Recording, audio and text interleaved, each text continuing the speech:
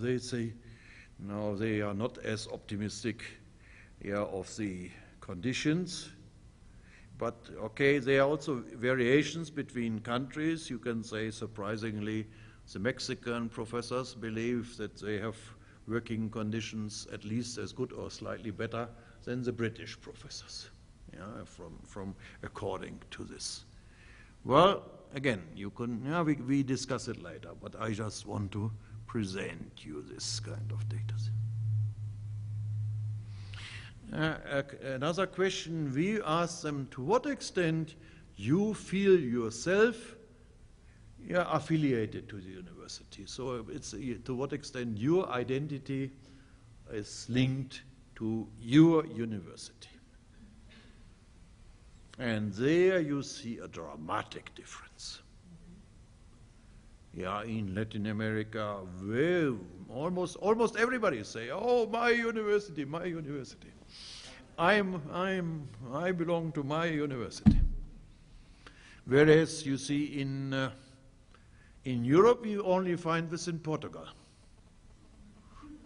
Whereas, I don't know, in Germany, I would say, no, I hope I'm a good professor, and my university should be proud if they're there. And if they don't give me good resources, I go to the next university, and I hope they will be proud of me as well. No? So university at most is my second home, but not or my third. No, my discipline is. All professors say discipline is my first home, but Latin American professors would say at least university is second home after discipline. But I would say no. University is not my second home. It's a temporary hotel or something like this, or I don't know. So there is a dramatic difference. Then I think this is a slightly different thing. I only wanted to give you for fun. I would not put it so directly to this question of affiliation and positive thing, but it's more on activity. So how active are people in publishing? And there you would find that so Germans are much more active in publishing than, for instance, Portuguese, and more than British, and Latin Americans even more, but not far away from this British, but European average is 39 according to the scale. You can discuss it. We did not have good data that you could say in what journal or what place or international or so. We just classified a little according to different types of documents. I must say, just to misunderstand, this is only for the full-time Latin American. So they are not included those people, those professionals who are de facto part-time professors. We discussed it, of course. We have a lot of professors in Latin America. This is different from other parts of the world, who play an important role in the faculty, but are part-timers. We have also in many countries many part-time teachers at university. Some maybe as many as in Latin America, but they are marginal. This is one class, additional teachers who have no say in the faculty. So in this way, Latin America is in this respect clearly, but we had looked here for comparison only for full-time people. Okay, so the next point is to what extent professor position is a bad profession. This is so. We have asked 3 questions. You see, the first, it is a bad time for young people now to go to academic careers. And the second is, if I would be young, would I go the same career? No, I would not go the same career. It's the item which we gave. And the third is, this is a considerable personal strain. So it means always high percentages are negative assessment. You should have in mind now from this kind of these 3 items you read. And what you see the first point, as I said, it's a bad time for young people to do. The Europeans say more than twice as much. So it's a wonderful starting time for an academic career in Latin America. Congratulations to the young people. Yeah, hooray, hooray, hooray. Okay. When you feel uncertain, then you should say, thank God that I don't live in Europe. This would be a disaster. Yeah, so this is this is point number one. Yeah? And the next, if I would do it again, would I do it again? You see, okay, there the difference is a little smaller, but still it's the same direction. There's also a little overlap, but still it's the same direction. Yeah, and then the third is a job. My job is a source of considerable personal strain. Again, you see, this is quite a difference. Yeah, and there you see all Latin American. And on average it's smaller in all Latin American countries than in the European one. And again, the Portuguese are the bridge to Latin America. Yeah, they are. They are not. Yeah, in all three dimensions, the Portuguese have a more positive view than, for instance, the German and the British. As you see, the British have the most negative view on this. This is an interesting thing. Why all the data I gave, the British academics have so negative views. Yeah, this is not only as a usual thing, but British universities, university professors are very angry about the managerialism in their universities. This you find very clearly in this kind, and this overshadows some other results. But anyway, you see, and so the final thing I want to give you overall satisfaction. And there you see it is not consistent. The Brazilians are not that highly satisfied, but you see the Mexicans are the most happy professors. And then come the Argentine, and then come the German, you see, and then the Brazil. And Portuguese and Britain, more than half of them say we are not satisfied. So you see it is relatively consistent in terms of whether the people say, I'm in a good situation. Both the university graduates and so say.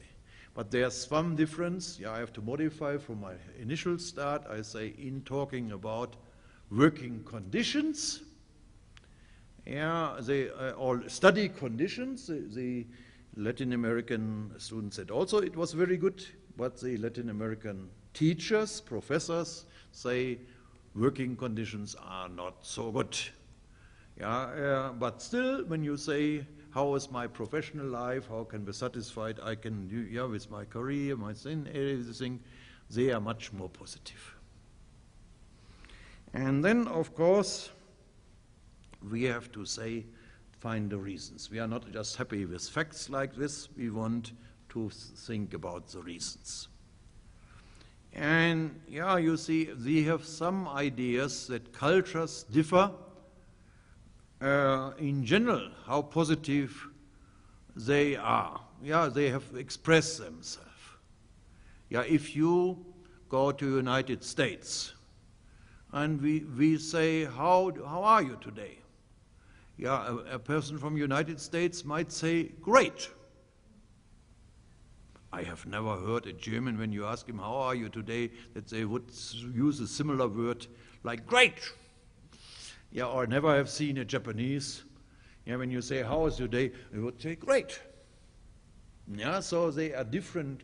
We have different cultures. Some psychologists say we have countries where all the people are yes-sayers. And there are some people who say, well, it depends. Sayers. So, this is one possible factor of explaining. The more general, a positive expression of life is beautiful. The second would be, it could be a level of expectations. Yeah, so, yeah, the Latin American university graduates say our classes are wonderful because they never have expected that the classes would be better. Yeah, whereas the Europeans might have better classes, yeah, better in projects or something like this than the Latin American, but they might have expected even more better things. And that's why they express negative. Yeah, sometimes we have phenomena like this, that level of expectation, yeah, feeds into the assessment of the actual situation. Yeah, then you see, when I was talking with my Spanish colleague who started with Proflex initiative, I asked him, so how do you explain the results of this graduate service? And he said that university graduates, maybe in Latin America, have worse conditions for study, worse conditions on the job than European university graduates. But compared to non-graduates in Latin America, they might be within their country relatively more privileged. Yeah, so the European might be in a better position than the Latin American, but the Latin American make more positive results because they said, compared to non-graduates, I'm so good. Whereas in Europe, they might say, compared to non-graduates, this is small, and that's why they say negative. Yeah, this would be another explanation. And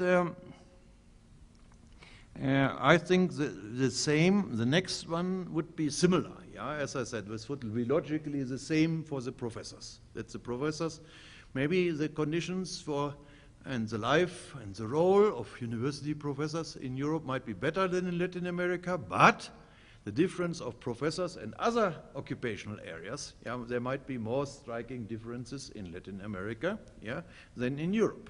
This might explain the things. I don't know. This is here when I try to collect some explanations what I got up to now, but I do not know whether these are convincing, and that's why at the end I said, well, otras causas, please help me. Yeah, and maybe these are not so important, other things might be more important. Of course, we know, you see, the data as such do not give the explanation. Yeah, data only give a state of affairs. Yeah, but then we have to speculate about reasons, and we might have certain information where we can get this from, but there are limitations. And I must say, yes, I was involved. I told you, I'm a privileged person. I was involved in a lot of this kind of empirical projects. So that's why I'm more helpless than other people now at the end, because I often have ended up and said, I find a very interesting finding, but not a good explanation. So, and that's why I hope that at the end, of course, you can criticize all the data and whatever you like to say. Feel free. I like whatever you say. It will be interesting for me, but certainly I would be listen very carefully when you come with otras causas. Thank you very much for your attention.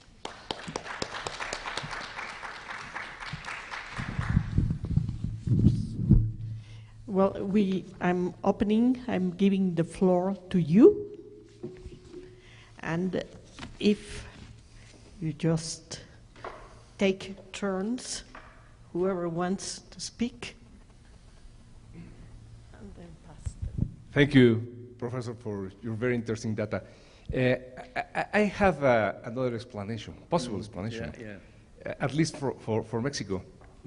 I think that full professors in Mexico in general work less than the part-time professors. They have, for example, Vitze de Vries, that you know very well. He works for the Universitat of Puebla. And he's associated with Ginés Mora in the project of Valencia.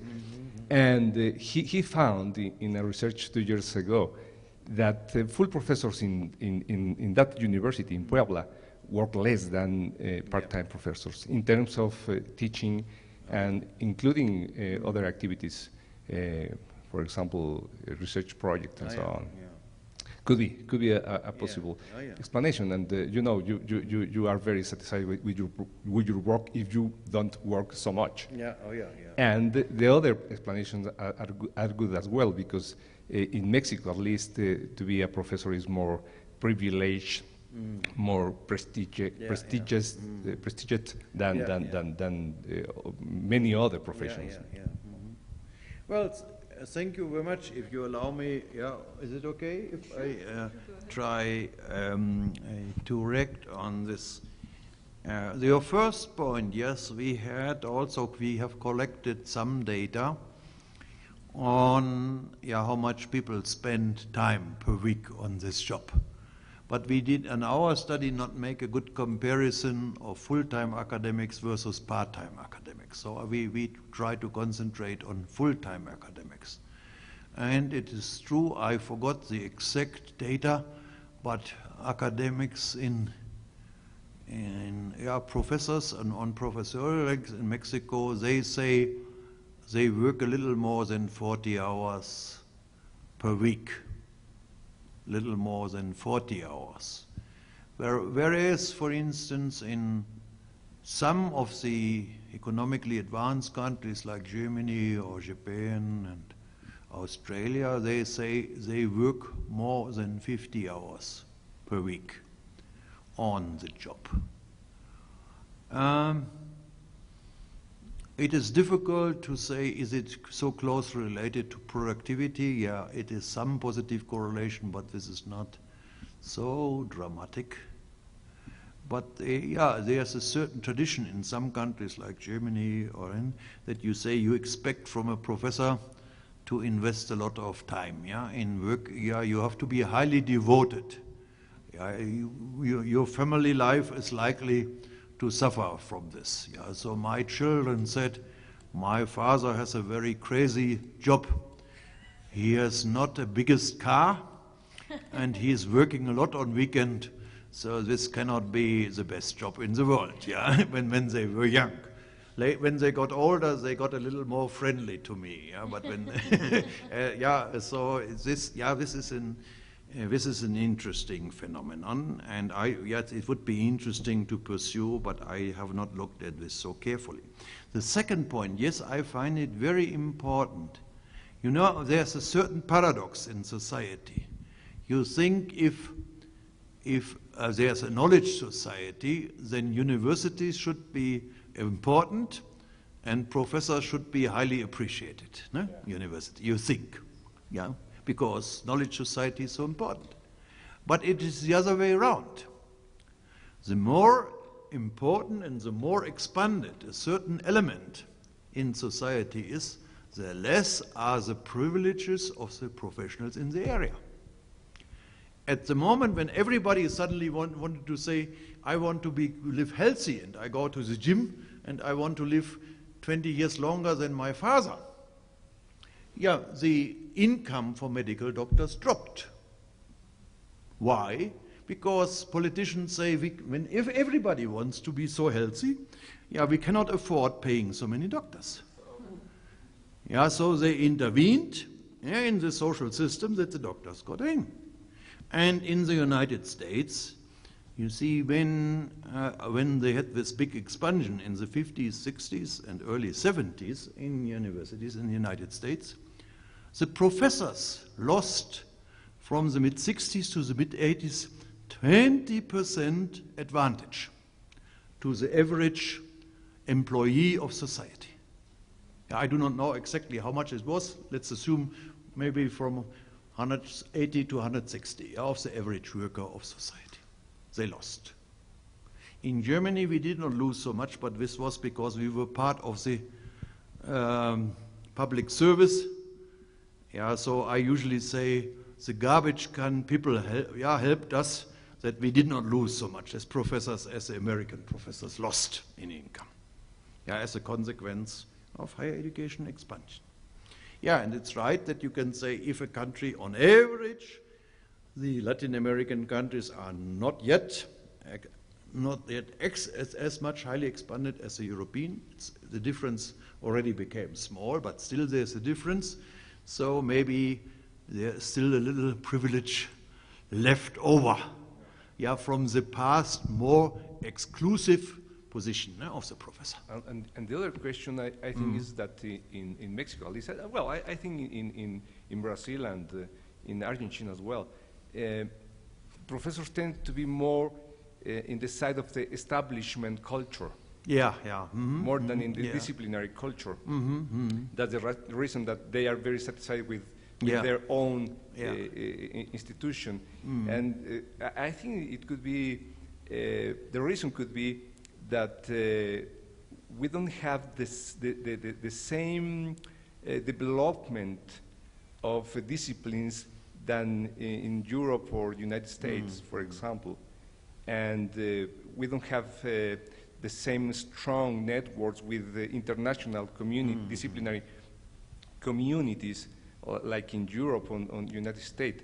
And so the professors are more associated with the small world that they have, that are universities or institutions.